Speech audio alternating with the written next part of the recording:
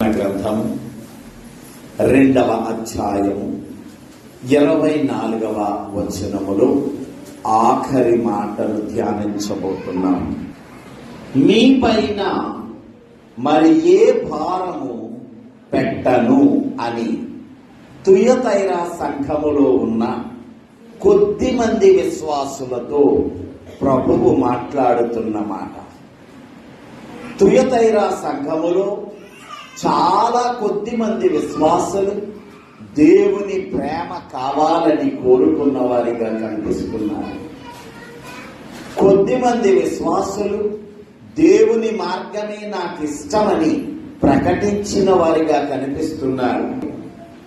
వాడుకోవలసిన దానిని ప్రేమిస్తున్నారు, ప్రేమించవలసిన దానిని వాడుకుంటున్నారు. విశ్వాస జీవితంలో కూడా బలహీనత రాగానే, శోధన రాగానే, శ్రమ రాగానే దేవునిని జ్ఞాపకం చేసుకుంటాం. శ్రమ తీరిన తరువాత దేవునిని విడిచిపెట్టేస్తున్నాం. అంటే మనము కేవలం దేవునిని వాడుకుంటున్నాం.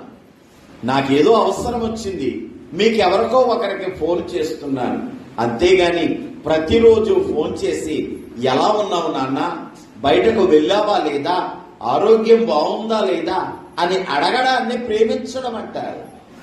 అలా కాకుండా నా అవసరత పడినప్పుడు నిన్ను పిలిచి నాన్న నాకు ఈ సహాయం చేసి పెట్టు అనడాన్ని వాడుకోవడం అంటారు. ధనమును వాడుకోవాలి, లోకమును వాడుకోవాలి, దేవునిని ప్రేమించాలి. వస్తువులను వాడుకోవాలి, దేవునిని ప్రేమించాలి. మనిషి ఎలా మారిపోయాడంటే దేవునిని వాడుకుంటున్నాడు, వస్తువులను ప్రేమిస్తున్నాడు. లోకమును ప్రేమించడం అంటే అర్థం అది. ఈ మాట మీ అందరికీ అర్థమగును గాక. వాడుకోవలసిన వాటిని ప్రేమించడం, ప్రేమించవలసిన వాటిని వాడుకోవడం, చెయ్యాల్సిన పని చెయ్యకపోవడం, చెయ్యకూడనటువంటి పనిని చెయ్యడం. తుయతైరా సంఘములో చాలా మంది ఇటువంటి మనస్తత్వాన్ని కలిగి ఉన్నారు. వారు దేవుని కేవలము వాడుకుంటున్నారు. ఆదివారం వచ్చిందా ఆరాధనకు వెళదాం, శుక్రవారం వచ్చిందా ఉపవాస ప్రార్థనకు వెళదాం, 40 దినాల ప్రార్థనలు వచ్చాయా 40 సాయంకాలాలు దేవుని సన్నిధికి వెళదాం. మిగిలిన సమయం అంతా కూడా లోకము, దాని ఆశలు, దాని వెంబడి నడిచేటువంటి వారిగా కనిపిస్తున్నారు. కానీ తుయతైరా సంఘములో కొద్ది మంది మాత్రం, అయ్యా మాకు లోకము వద్దు, లోకముతో స్నేహము వద్దు, లోకములో ఉన్న వస్తువులు కావాలి గాని వారితో మాకు స్నేహము వద్దు, మేము దేవునితోనే స్నేహము చేస్తాం. మా అవసరతలు లోకములో తీర్చుకోవచ్చేమో గాని మా స్నేహము దేవునితోనే. దేవునికి స్తోత్రం చెప్పాలి. అలాంటి వారిని గురించే వాక్యములో ఏమంటున్నాడో తెలుసా? కడమవారైన మీతో నేను చెప్పున్నదేమనగా అంటున్నాడు. లోకములో ఉన్నవాడు ధనవంతునిగా ఉంటాడు, క్రీస్తులో ఉన్నవాడు ఇంకా ఎక్కువ ధనవంతునిగా ఉంటాడు. లోకములో ఉన్నవాడు తన ధనమును బయటకు చూపెడతాడు, క్రీస్తులో ఉన్నవాడు తన విశ్వాసాన్ని, తన ప్రేమను, తన భక్తిని, తన ఆత్మీయ జీవితాన్ని బయటకు చూపెడతాడు. కాబట్టి వాడు ధనవంతుడిగా లోకములో లెక్కించబడాడు. ధనము వలన మాత్రమే విలువ ఇచ్చేటువంటి ఈ లోకములో కడమవారిగా మిగిలిపోతాడు వాడు. అటువంటి వారితో ప్రభు అంటున్నాడు, కడమవారైనటువంటి మీతో నేను చెప్పే మాట ఏంటో తెలుసా? మీ మీద ఇక ఏ భారము మోపను. వాక్యము పిలుస్తోంది, ప్రయాసపడి భారము మోసుకొనుచున్న వారులారా, ప్రయాసపడి భారము మోసుకొనుచున్న వారులారా, నీ భారము యావత్తు యెహోవా మీద పెట్టుము. దేవునికి స్తోత్రం. నీ భారము యెహోవా మీద మోపుము. మనిషి యొక్క జీవితము భారమైనటువంటి, అనేక సార్లు భారమైన పరిస్థితులు ఎదుర్కొంటూ ఉంటాం. ఈ రాత్రి ప్రభువు కొన్ని భారమైన పరిస్థితులు మీకు జ్ఞాపకం చేసి వాటిలో నుంచి విడుదలనిస్తానని చెప్పి అంటున్నాడు. సంఖ్యాకాండము 11వ అధ్యాయంలో తెగులు అనబడే ఒక భారము కనబడుతోంది. సంఖ్యాకాండము 11వ అధ్యాయములో ఆహారము కొరకు ఇశ్రాయేలీయులు మోషేను విసిగించినప్పుడు దేవుని యొక్క కోపము రగులుకుంది. మరలా చెబుతున్నాను, తిండిపోతులు, నిద్రపోతులు, సోమరిపోతులు దేవుని రాజ్యములోనికి ప్రవేశించారు. చురుకైనటువంటి వారిని మాత్రమే దేవుడు ప్రేమిస్తాడు, తన రాజ్యములో చేర్చుకుంటాడు. ఇక్కడ ఇశ్రాయేలీయులు తిండిపోతులుగా కనబడుతున్నారు. ఈ రోజున చాలా మంది తిండి కోసం వెంపర్లాడేటువంటి వారు కనబడుతున్నారు. తిండిపోతులు దేవుని రాజ్యములో ప్రవేశించారు. ఇశ్రాయేలీయులు తిండిపోతులుగా వ్యవహరిస్తున్నారు. ఇక్కడ ఏంటి, రోజు మన్నానా? ఎంతకన్నా తింటా మీ మన్నా? దేవుడు మెను మార్చడా? మాకు అవసరమైన మాంసము పెట్టడా? ఐగుప్తులో ఉండగా మాటికి ఎక్కడ ఉండగానంటండి, జాగ్రత్త. దేనిని గుర్తుపెట్టుకోవాలి, దేనిని మరచిపోవాలి, నీవు తెలుసుకోవాలి. ఒకప్పుడు నేను పాకలో ఉన్నానయ్యా, ఒకప్పుడు ఇలాయిగుడ్డి వెలుగులో ఉన్నానయ్యా, ఒకప్పుడు ఏం తిన్నానో నాకే తెలియదయ్యా అనే స్థితి నుండి నేను ఇక్కడికి నడిపించిన తరువాత నీ దుఃఖాలన్నీ మరిచిపోయావా? ఆనాడు పొందిన సౌఖ్యాలు జ్ఞాపకం చేసుకుని ఇప్పుడేమో ఆ సౌఖ్యాలు లేవని దుఃఖిస్తున్నావా? అయ్యా, నీ దుఃఖ దినములు జ్ఞాపకానికి తెచ్చుకో, నీ ప్రార్థనా జీవితాన్ని జ్ఞాపకానికి తెచ్చుకో. దేవుడు నీ ఎడల ఏ విధమైన కార్యాలు చేశాడో జ్ఞాపకానికి తెచ్చుకో. అంతేగాని వీళ్ళంటున్నారు, ఐగుప్తులో ఉల్లిగడ్డలు తిన్నాం, ఐగుప్తులో ఆలుగడ్డలు తిన్నాం, ఐగుప్తులో కందమూలాలు తిన్నాం, ఐగుప్తులో మాంసం తిన్నాం, చేపలు తిన్నాం. ఇప్పుడు రోజు మన్నా. దేవుని కోపం రగులుకుంది. తెగులు అనే భారాన్ని వారి మీద పెట్టాడు. అక్కడ దేవునికి స్తోత్రం. తెగులు వచ్చిందా? రోగము వచ్చిందా? వ్యాధి వచ్చిందా? ప్రియ దేవుని బిడ్డ, దానికి కారణం దేవుడు నీ మీద పెట్టిన భారం. దేవుడే నీ మీద పెట్టిన భారం. 11వ అధ్యాయములో తెగులు ఉంది, 12వ అధ్యాయములో కూడా తెగులు ఉంది. మిరియాము తిరుగుబాటు చేస్తోంది. అహరోను గారితో కలిసి మోషే గారు ఒక్కరే పాస్టర్ గారా? మనం ప్రవక్తలం కాదా? దేవుడు మనతో మాట్లాడలేదా? మోషే ఏం చేశాడో దేవుడు చూడలేదా? జాగ్రత్త. నేను ఒక మాట చెబుతున్నాను, దేవుని నిర్ణయాన్ని ప్రశ్నించొద్దు. ఎందుకు దేవుడు ఈ నిర్ణయం తీసుకున్నాడు? ఎందుకు దేవుడు ఒకరిని అధికారంలో పెట్టాడు? ఎందుకు దేవుడు ఒకరి అధికారాన్ని తొలగించాడు? దేవుడు ఏం చేశాడమ్మా? ఇంత అన్యాయం చేశాడు. వద్దు. దేవుని నిర్ణయాన్ని నువ్వు ప్రశ్నించొద్దు. దేవుని నిర్ణయాన్ని నువ్వు ప్రశ్నించొద్దు. సమస్తమును ఆయన చిత్తమునకు అప్పగించు. దేవునికి స్తోత్రం చెప్పండి. సమస్తమును ఆయన చిత్తమునకు అప్పగించు. దేవుడు నాకేం చేశాడు? దేవుడు ఇలా చేశాడేంటి? దేవుడు ఇలాంటి నిర్ణయం తీసుకున్నాడేంటి? పక్కింటోళ్ళు కుర్రోడు నా కుర్రోడు కన్నా తక్కువ చదివేవాడు. దేవుని నిర్ణయాన్ని ప్రశ్నించకండి. మిరియాము ప్రశ్నిస్తోంది, దేవుడు ఏం చేశాడు? దేవుని కోపము రగులుకుంది. మిరియాముకు కుష్టు వ్యాధి అనబడే తెగులు వచ్చింది. దేవునికి స్తోత్రం చెప్పండి. 15వ అధ్యాయంలో కూడా తెగులు వచ్చింది. 15వ అధ్యాయంలో కానాను దేశమును చూడడానికి వెళ్ళినటువంటి వారు వెనకకు తిరిగి వచ్చి 10 మంది అంటున్నారు కదా, వాళ్ళ మీద మనం నెగ్గలేము. వాళ్ళు చాలా ఎత్తైన వాళ్ళు, వాళ్ళు చాలా బలమైన వాళ్ళు. ఒక్క దెబ్బకు మనందరం నశించిపోతాం. ఇశ్రాయేలీయుల సర్వ సమాజము గొల్లున ఏడ్చిందంట. వారి ఏడుపుకు కారణమైనటువంటి ఆ 10 మందికి తెగులు వచ్చింది. అక్కడ దేవునికి స్తోత్రం.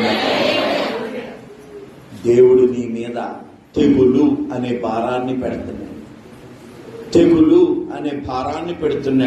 16వ అధ్యాయంలో కోరహు తిరుగుబాటు చేస్తున్నాడు.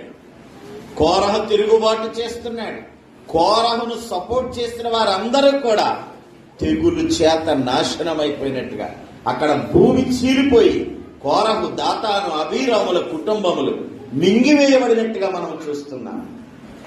దేవుని శిక్ష నీ మీద భారముగా ఉంటుంది. కానీ ఈ రాత్రి ప్రభు అంటున్నాడు, సంతోషించి దేవునికి స్తోత్రం. ఇక నీ మీద భారము పెట్టను. ఇక నీ మీద భారము పెట్టను. మొట్టమొదటి భారము తెగులు అనబడేటువంటి భారం. కోపిష్టివాడైన ప్రభువు, రౌద్రము కలిగిన ప్రభువు, ఖడ్గము చేతబట్టుకున్న ప్రభువు, పౌరుషము కలిగిన ప్రభువు ఈరోజు అంటున్నాడు కదా, ఇక ముందు నా కోపమును మీ మీదకి రానివ్వను అంటున్నాడు. దేవునికి స్తోత్రం చెప్పాలి. ఎంత ఆశీర్వాదకరమైన మాట చెబుతున్నాడు. ఎందుకు చెబుతున్నాడో తెలుసా? అందరూ చెడిపోతుంటే నువ్వు మాత్రమే నీ రక్షణను కాపాడుకున్నావు కాబట్టి. ఈ మాట నీ హృదయంలో నాటుకొనును గాక. అందరూ చెడిపోతుంటే, అందరూ లోకమును ప్రేమిస్తుంటే, ప్రభువా నేను నిన్నే ప్రేమిస్తాను, నేను లోకాన్ని ప్రేమించను, లోకమును ప్రేమించిన వారిని కూడా ప్రేమించను.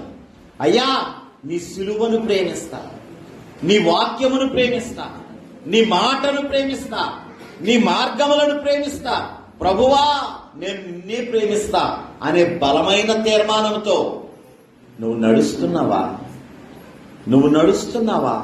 నువ్వు నడిస్తే ధన్యుడు. ఈ రాత్రి ప్రభు అంటున్నాడు, నీ మీద ఇక ఏ భారము పెట్టను అని అంటున్నాడు ప్రభు. అయ్యా మొదటి భారము తెగులు అని కనబడుతోంది. రెండవది చూద్దామా? అపొస్తలుల కార్యములు 20వ అధ్యాయం 9వ వచనములో, అపొస్తలుల కార్యములు 20వ అధ్యాయం 9వ వచనములో, ఆ వచనములో ప్రసంగించుచున్న పౌలు గారు వినుచున్న దీపముల వంటి సంఘము కిటికీలో కూర్చున్న ఐతుకు కనబడుతున్నారు. శ్రమల కాలము ముందు రోజే అక్కడ ఘర్షణ జరిగింది, గలిబిలి జరిగింది. దేవుడు ఒకరిని లేపాడు, అక్కడ అందరినీ సద్దుమనిపాడు, పంపేశాడు. ఈ రోజు రాత్రి పౌలు గారు ఏం చేస్తున్నారంటే దేవుని మాటలు బోధిస్తున్నారు. దేవునికి స్తోత్రం చెప్పాలి. ఈ రోజునైతే ప్రసంగికులు ఎలా ప్రసంగాలు రాసుకొని వస్తారండి. వస్తారు. ఆ రోజున రాతలు కోతలు ఏమీ లేవు. దేవుని యొక్క చిత్తానికి అప్పగించడం, దేవుని పరిశుద్ధాత్మ మాట్లాడించినంతసేపు మాట్లాడడం, ఎంతసేపు ఏ విషయమును గురించి దేవుడు మాట్లాడిస్తే అంతసేపు ఆ విషయమును గురించి ఆ సువార్తికుడు మాట్లాడడం. ఇంకొక విషయం ఏంటి అంటే ఎక్కువ మంది సువార్తికులు ఉండేవారు. సువార్తికులు అనగానే ఊరూరు తిరిగేటువంటి వారు, ఎక్కడో ఒక చోట ఇల్లు కట్టుకుని ఆస్తులు సంపాదించుకుని ఉండేటువంటి వారు కాదండి. వారు దేవుని ప్రేమను ప్రకటిస్తా దేశమంతా సంచరించిన వారు. అలాంటి వారిలో అతి ముఖ్యుడు మనం మాట్లాడుకుంటున్న పౌలు గారు. ముందు రోజు శ్రమలను ఎదుర్కొన్నది సంఘం అక్కడ. కానీ ఈ రోజు సాయంకాలం పౌలు గారు నిలబడి ప్రసంగం చేస్తున్నారు. ఎక్కడో తెలుసా? 3వ అంతస్తులోని మేడగదిలో. దేవునికి స్తోత్రం చెప్పండి. మేడగది ప్రార్థనా గది. మేడగది లోకము నుండి వేరుపరచబడిన గది. మేడగది దేవుని చిత్తమైతే నిన్ను పరిశుద్ధాత్మతో నింపే గది. మేడగది దేవుని చిత్తమైతే నిన్ను ప్రవచింపచేసేటువంటి గది. మేడగది ఎప్పుడూ కూడా ఆశీర్వాదకరమైన గది. నీ ఇంట్లో కట్టుకున్న మేడగది కాదు, ఆత్మీయమైన మేడగది. పౌలు గారు ఆ మేడగదిలో ప్రసంగం చేస్తున్నారు. అది ఎంత చక్కని మాట రాయబడుతుందో తెలుసా? ఆ మేడగదిలో అనేక దీపములుండెను. దీపము దేనికి సూచన అయ్యా? నీకే. దీపము నాకే సూచన. ప్రకటన గ్రంథములో మనం ధ్యానిస్తున్న చోట 7 దీపస్తంభములు, దీపస్తంభముల మీద పెట్టబడిన దీపములు. దీపస్తంభములు సంఘమును సూచిస్తుండగా దీపములు నిన్ను నన్ను సూచిస్తున్నాయి. అనేకమైన దీపాలున్నాయిట, అవి వెలుగుతున్నాయిట. ఎందుకో తెలుసా? అవి వాక్యాన్ని ఆలకిస్తున్నాయి. లోపల కూర్చున్నారు, మర్యాదగా పౌలు గారు చెబుతున్న ప్రతి విషయాన్ని ఆలకిస్తున్నారు. ఆత్మీయంగా ఆయన ఏం చెప్తున్నాడా అని ఆలకిస్తున్నారు. కానీ ఒకడు బలహీన మనస్సు కలిగిన వాడు, అవిశ్వాసి అయిన వాడు, వాక్యము మీద నమ్మిక లేని వాడు ఎక్కడ కూర్చున్నాడో తెలుసా? కిటికీలో కూర్చున్నాడు. కిటికీ సగము లోకము, సగము ఆత్మీయత. వాళ్ళే ఉన్నారు తుయితైరా సంఘములో. ఆదివారము క్రైస్తవ విశ్వాసులు, మిగిలిన రోజుల్లో లోకమునకు స్నేహితులు. ఆదివారం యేసును ఆరాధించేవారు, మిగిలిన రోజుల్లో వాక్యము చెబుతున్నమాట తమ కడుపును ఆరాధించేవారు. తమ కడుపును ఆరాధించేవారు, తమ ధనమును ప్రేమించేవారు, తమ సౌందర్యాన్ని ప్రేమించేవారు, తమ బలమును ప్రేమించేవారు. వాక్యమును ప్రేమించేవాడు బలము గురించి, ధనము గురించి, సౌందర్యము గురించి, లోకపు అధికారముల గురించి ఆలోచించడు, పరలోక రాజ్యాన్ని గురించి ఆలోచిస్తాడు. కానీ వీడెక్కడ కూర్చున్నాడంటే కిటికీలో కూర్చున్నాడు. దేవుని బిడ్డ, అక్కడ రాయబడతా ఉంది నిద్ర భారము చేత. దేవునికి స్తోత్రం. రెండో భారం ఏంటంట? నిద్ర అనే భారం. అయ్యా, ఇది కూడా ఒక ప్రసంగమేనా అని మీరు అనుకుంటున్నారేమో. ఆలకించండి, అద్భుతమైన పాఠాలు ప్రభు మాట్లాడుతున్నాడు. ఈ నిద్ర కారణంగా మొట్టమొదటిగా జరుగుతున్నది ఏంటో తెలుసా? మొదటి నష్టం, వీడు వాక్యమును ఆలకించటలేదు. నిద్ర వచ్చిన వాక్యాన్ని ఆలకిస్తాడా? నిద్ర వల్ల మొదటి నష్టం వాక్యమును ఆలకించటం లేదు. పౌలు గారు క్రీస్తు జీవితమును గూర్చిన సువార్తను ప్రకటిస్తుంటే ఐతుకు అనబడే యవనస్తుడు వాక్యమును ఆలకించటం లేదు. రెండోది ఏం జరుగుతుందో తెలుసా? అతగాడు క్రింద పడ్డాడు, కిటికీలో నుంచి క్రింద పడ్డాడు. జాగ్రత్తగా ఆలకించాడు. రెండవ నష్టం ఏంటో తెలుసా? సహవాసమును విడిచి బయటకు పోయాడు. ఈ మాట నీకు అర్థమగును కాక. సహవాసం ఎక్కడుంది? మేడగదిలో ఉంది. మనవాడు ఏమయ్యాడు? కిటికీలో నుంచి బయటకు పడ్డాడు. అంటే దేన్ని వదిలేశాడు? ఇప్పుడు సహవాసాన్ని వదిలేశాడు. సహవాసమును విడిచి ఏ విశ్వాసి ఎదగలేడండి. నువ్వు ఎంత ప్రార్థనా పరురాలువైనా ఈ రాత్రి నేను చెబుతున్నాను, సంఘ ప్రార్థన నీకు అవసరం. నువ్వు ఎంత ప్రార్థనా పరుడువైనా కూడా, ఎంత బలమైన విశ్వాసమైనా కూడా, సంఘము ప్రార్థించకపోతే నీ ఇంట్లో కార్యము జరగదుగాక జరగదు.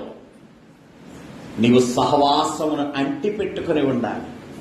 సహవాసమును విడిచిపెట్టినటువంటి యోధా ఏమయ్యాడో మనందరికీ తెలుసు. నడిమికి పడి బద్దలై తన ప్రాణాన్ని పోగొట్టుకున్నాడు. ఎందుకు? సహవాసముల నుంచి బయటికి వెళ్ళిపోయావంటే నువ్వు సగము దేవునిలో ఉన్నావు, సగము లోకములో ఉన్నావు. నువ్వు తుయతైరా సంఘ సభ్యులలో ఒక్కడిగా ఉన్నావు. కిటికీలో నుంచి బయటకు పడ్డాడంటే సహవాసాన్ని విడిచిపెట్టేశాడు, సహవాసాన్ని కోల్పోయాడు. అతనితో ఏకీభవించి ప్రార్థించేవారు లేకుండా పోయారు. అతని శ్రమలో అతనిని ఆదరించేవారు లేకుండా పోయారు. అతని అవసరతలో అతనికి సలహాలు ఇచ్చేవారు లేకపోయారు. అతని గురించి దేవునికి అప్పగించేవారు లేకపోయారు. ఐతుకు నిద్ర వలన వచ్చిన భారం, ఆ భారం ఎన్ని ప్రమాదాలు తెస్తోందో చూడండి. మొదటిగా వాక్యమును వినకుండా చేసింది. రెండవదిగా సహవాసముతో ఉండకుండా చేసింది. మూడవది ఏం జరిగిందో తెలుసా? ఐతుకు కింద పడి తన ప్రాణాన్ని పోగొట్టుకున్నాడు. జీవము కోల్పోయేలాగా చేసింది. అయ్యా, మన ప్రయాస అంతా కూడా ఆ నిత్య జీవానికి వారసులం అవ్వడమే కదా. మన ప్రయాస అంతా కూడా ఎత్తబడే సంఘముతో చేర్చబడమే కదా. మన ప్రయాస అంతా కూడా దేవుని సన్నిధిలో నిత్యము స్తుతులు చెల్లించేవానిగా ఉండడమే కదా. వీడి కింద పడి ప్రాణాన్ని పోగొట్టుకున్నాడు. ఈ ప్రాణము కాదు. ఆత్మీయముగా ఆలోచించినట్లయితే వాడు పోగొట్టుకున్నది పరలోక రాజ్యాన్ని. సరే, పౌలు గారు ప్రేమించారు వాడిని కౌగిలించుకున్నారు, ప్రాణముందని చెప్పారు. వాడు వెళ్ళాడు, మళ్ళీ తిరిగి బ్రతికి వచ్చాడు. దేవునికి స్తోత్రం చెప్పండి. చనిపోయి తిరిగి లేచిన వాడిని కాదక్కడ, తన స్థితిని పోగొట్టుకున్నవాడు. వాక్యమును ఆలకించకుండా భారమును భరిస్తూ ఈ రాత్రి ప్రభు అంటున్నాడు, ఇక మీదట నీ మీద ఏ భారాన్ని పెట్టను. దేవునికి స్తోత్రం చెప్పండి. ఇక్కడ చేయబడి చెప్పండి, నా మీద భారము పెట్టబడదు. నా మీద భారము పెట్టబడదు. ఎప్పుడో తెలుసా? ప్రభువా నిన్నే ప్రేమిస్తున్నానని చెప్పినప్పుడు. చెప్పడం మాత్రమే కాదు, నిజముగా కేవలము క్రీస్తును ప్రేమించినప్పుడు. లోకమును వాడుకో, లోకమును ప్రేమించు. ధనమును వాడుకో, ధనమును ప్రేమించకు. స్నేహితులను వాడుకో, స్నేహితులను ప్రేమించకు. ప్రియ దేవుని బిడ్డ, యేసును తప్ప లోకములో మరి దేనిని ప్రేమించకు. సిలువను తప్ప, సిలువలో వేలాడుతున్న యేసయ్యను తప్ప మరి దేనిని ప్రేమించొద్దండి. ప్రతి దాన్ని ముట్టుకొని వెళ్ళిపోగాని నువ్వు పట్టుకెళ్లాల్సింది క్రీస్తును మాత్రమే. నువ్వు పట్టుకెళ్లాల్సింది వాక్యమును మాత్రమే. ఆశీర్వాదాల కోసమో మేలుల కోసమో వచ్చేటువంటి రోజులు కాదివి. నా రక్షకుడైన యేసయ్య. ఐదుకులో అది లేదు. అందరూ వచ్చారు, నేను వచ్చాను. అందరూ వింటున్నారు, నేను విన్నాను. అందరూ లోపల కూర్చున్నారు, నేను కిటికీలో కూర్చున్నాను, అంతే కదా. కానీ అతని మీద ఏ భారము పెట్టబడింది? నిద్ర. నిద్ర అంటే చిన్న విషయం అనుకుంటున్నారు. నిద్ర పడతా లేదండి అనేవాళ్ళు చాలా మంది ఉంటారు. ఆ నిద్ర గురించి కాదు, ఆత్మీయమైన నిద్ర. సువార్తలలో చూసినప్పుడు పస్కాను ఆచరించాడు యేసయ్య. పస్కాను ఆచరించాడు యేసయ్య. 11 మంది శిష్యులు అక్కడ మిగిలారు. 12వ వాడైన యోధా బయటకు పోయాడు. యేసయ్య అంటున్నాడు పస్కా అయిపోయిన తర్వాత, ఒరే అబ్బాయిలు రండి, మనం బయటికి వెళ్లాల్సిన సమయం వచ్చింది, నన్ను పట్టుకునే సమయం వచ్చింది, రండి. తీసుకువెళ్ళాడు బయటికి. గెత్సెమనే తోట వైపుకు ప్రయాణం చేశారు. 8 మందిని అక్కడ ఆగమన్నాడు. మీరు ఇక్కడే ఉండండి, మీరు ఇక్కడ ఉండి ప్రార్థన చెయ్యండి అన్నాడు. 3 తీసుకొని ముందుకు బయలుదేరాడు. ఆ 3తో కలిసి ముందుకు వెళ్ళాడు యేసయ్య. ఆ 3 అక్కడ ఆగమన్నాడు. అక్కడ ఉండి ప్రార్థన చేయమన్నాడు. యేసయ్య ఇంకా లోపలికి వెళ్ళాడు. యేసయ్య ఇంకా లోపలికి వెళ్ళి అక్కడ తాను ప్రార్థన చేశాడు. చెమట, రక్తము చెమటగా మారి కారుతుండగా ప్రార్థన చేశాడు. కాసేపు అయ్యాక యేసయ్య వెనక్కి వచ్చాడు. శిష్యులు ఏం చేస్తున్నారు? గట్టిగా చెప్పండి. నిద్రపోతున్నారు. భారమే కదా, నిద్ర అనబడే భారమే కదా. శిష్యులకు కూడా నిద్రాభారం కదా. యేసయ్య వచ్చాడు, లేపాడు. ఏమి నాయనా, కాసేపు నా కోసం మీరు మెలకువగా ఉండలేరా? కాసేపు మీరు నా కోసం ప్రార్థన చేయలేరా? ఏంటి నాయనా మీరు చేస్తున్న పని? దయచేసి మెలకువగా ఉండి ప్రార్థన చెయ్యండి, అప్పుడు శోధనలో ప్రవేశించారు. దేవునికి స్తోత్రం.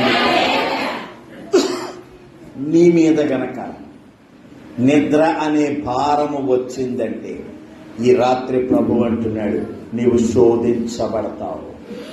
శిష్యులతో యేసయ్య చెబుతున్న మాట అదే.